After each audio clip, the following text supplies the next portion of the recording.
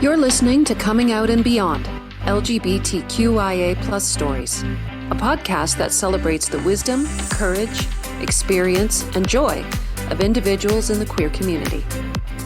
Every week, we feature a guest who has a remarkable story to tell about their coming out and the life they've lived beyond. Now here's your host, Anne-Marie Zanzal.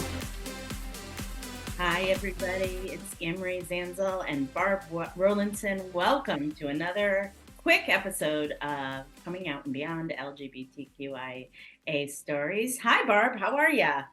Anne-Marie, I am fun and dandy like sugar candy. What can I say? I've had a great holiday. I bet you are. Happy New Year to you. Thank you. Happy New Year to you, and Happy New Year to all our listeners. We want to talk to you about something that's coming up on January 8th at 1 p.m. Central Time. We are doing a 5-day free educational workshop called what, Barb? Things you have got to know when you are coming out later in life. And we mean underlying got. You have to know these things. Absolutely, because independently, Barb and I have both written blog pieces about things I wish I had known when I was coming out. And, it's a new world. And so a lot of times there's a lot of things that we have to learn. And so we have broken it up to 5 1-hour sessions that will be going on Monday through Friday.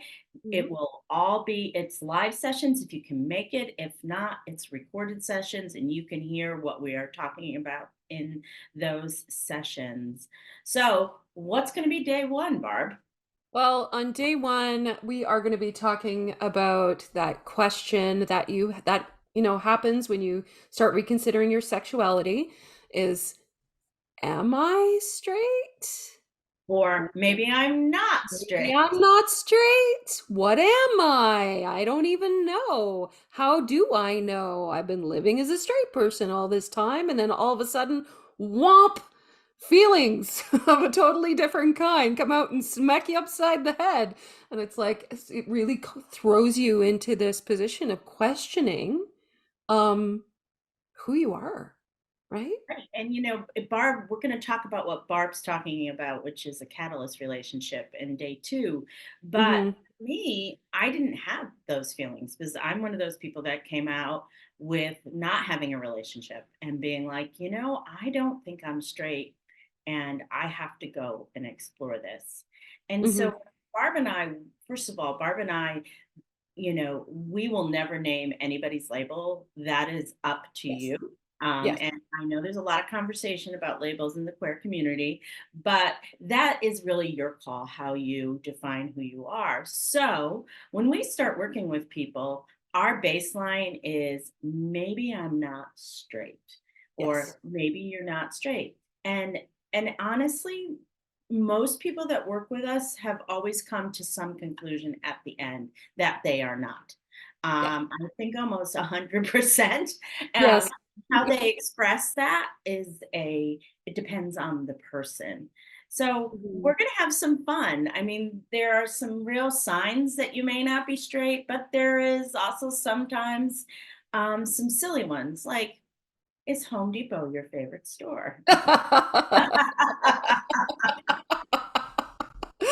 Yeah, I mean, am I an avid kayaker? Do I own a pair of Blundstones? We could go on and on about this I one. love Doc Martens. Am I attracted to women that are as masculine of center? There are all kinds of things that we can have fun with, but also to like giving you the space to be able to consider it. And that is really, really important. And so the second day we're going to talk about either what is known as your catalyst relationship or your first queer romance. Barb had a very challenging, and she realized she was not straight because of her catalyst relationship. And so what are some of the things that it is important for people to know when they're coming out later in life regarding either a catalyst relationship or their first queer relationship? I think it's really important to know that, well, first of all, don't gaslight yourself. If you're Mhm. having these feelings, they're real. And just because you lived a certain way your entire life doesn't mean the thing that you're feeling right now isn't real. And you do have to confront those feelings, and reckon with them one way or the other. And the other thing too is that that relationship does not define who you are, and that kind of circles back to the first point. You might be wondering if you've fallen in love with a woman, and like, does this mean I'm a lesbian now? You know what? Only you get to decide that, Mhm. and that is for you to figure out. And also, by the way, no pressure to put a label on it right away, right? Like, Absolutely not. Absolutely not. And also, too, a lot of times we joke that everybody tries on every letter of the alphabet mafia, which is the LGBTQIA plus family. And, we try on every label before we decide on one that fits. Both Barb and I identify the same way as queer and lesbian, mhm, but we work with people that define all different kinds of ways. yes, And so there is no pressure for you to do it. Again, it's about having a safe space to talk about maybe this catalyst relationship that is incredible, but you have nobody to talk to about, right. or it's not incredible and you realize that it has to end, but Hmm. she is the person that made you realize that you Hmm. possibly might not be straight, and who are you without her in your life? And Right. we really help you think about those things, and give you a time to we're going to give you some educational stuff about catalyst and first square relationships, but we're also Hmm. going to give you some time to maybe ask some questions at the end, especially if we haven't covered something. And so that Sure. leads us to the next one, um, Mhm.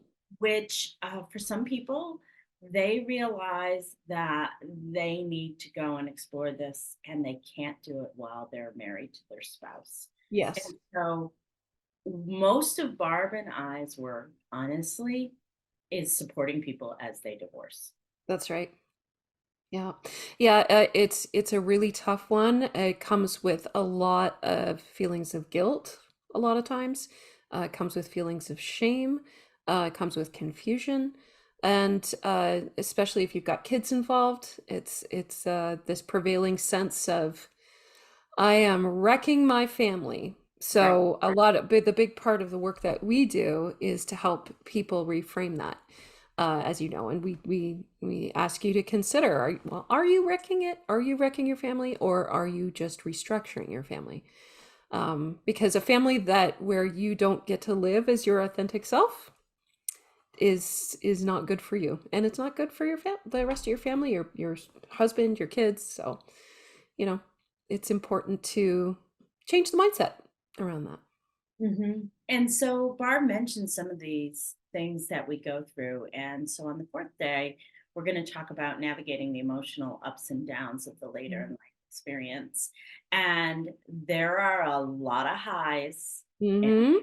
a lot of lows. Oh yeah. And we really try to normalize this experience for you and also teach a little bit about grief because Mm-hmm. there is a lot of challenges. And if you're listening to this podcast because you're in the middle of coming out later in life, we want you to know that we see you and we Mm-hmm. understand the emotional ups and downs of this experience.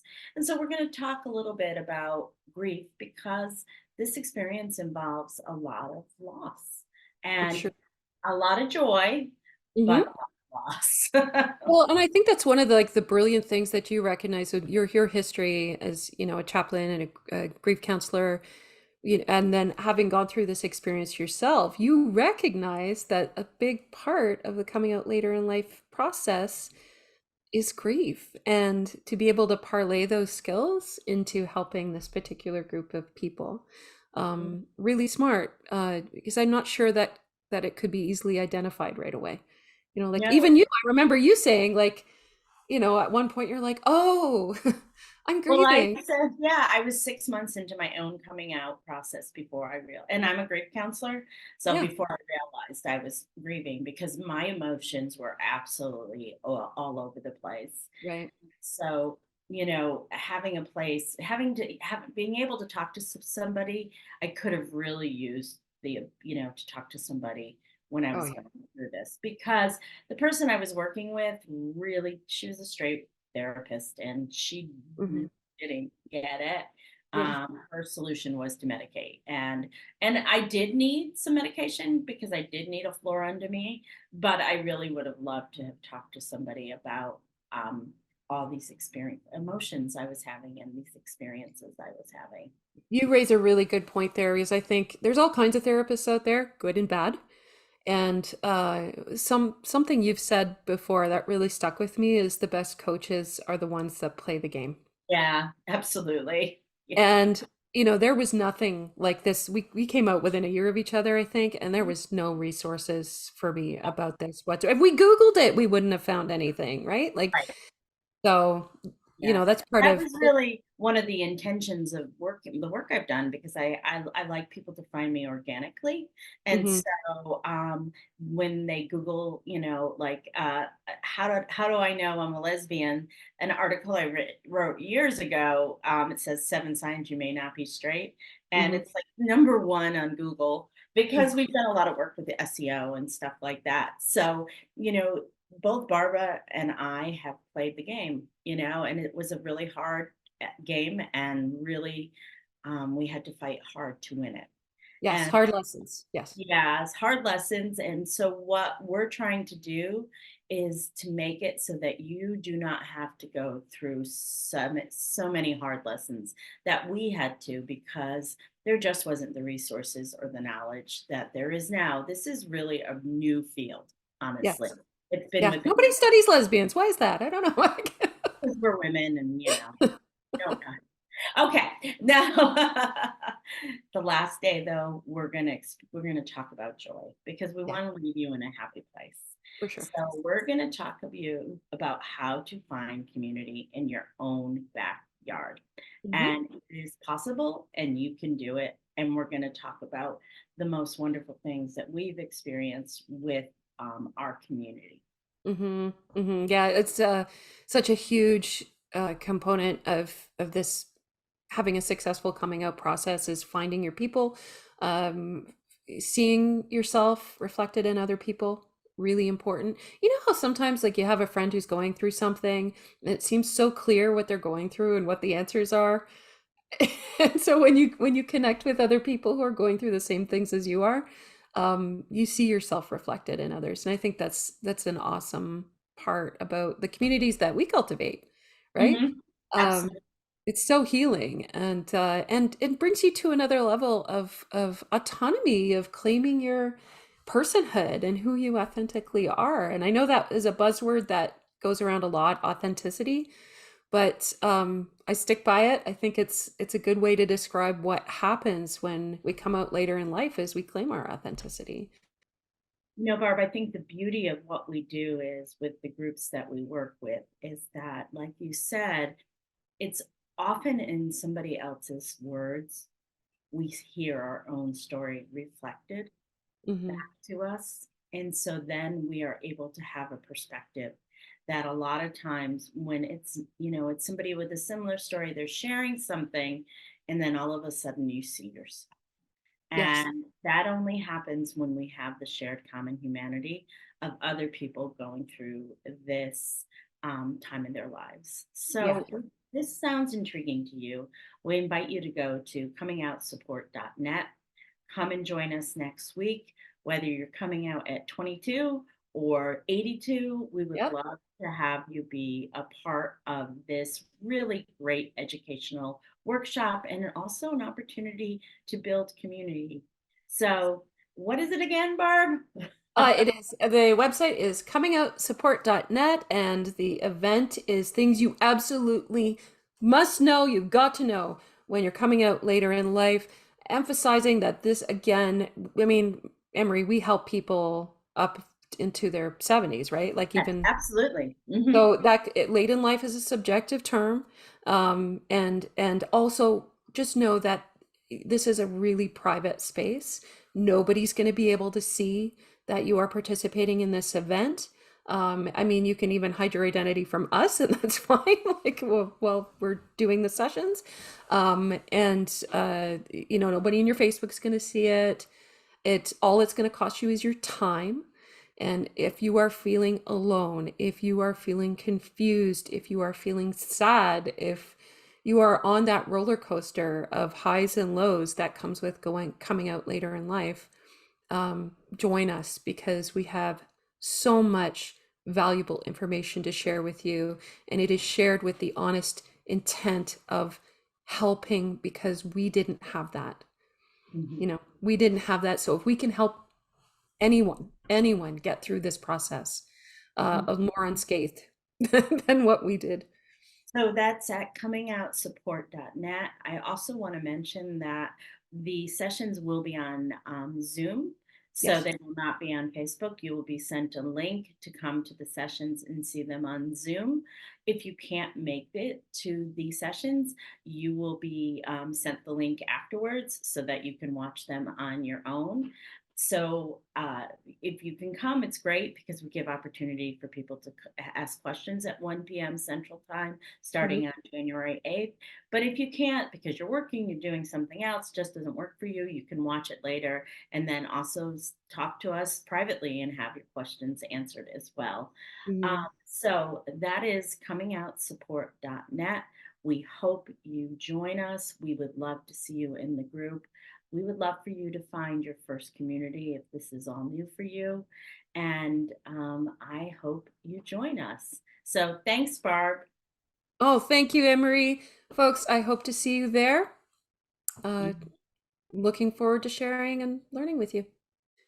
You've been listening to Coming Out and Beyond, LGBTQIA+ Stories with Anne-Marie Zanzal. New episodes of the Coming Out and Beyond podcast drop every other Friday. You can tune in at Apple Podcasts, Spotify, Google Podcasts, and at annemariezanzal.com. Be sure to hit subscribe when tuning in so you never miss an episode. And for more resources, articles, videos, and a free downloadable guide for coming out later in life, visit annemariezanzal.com.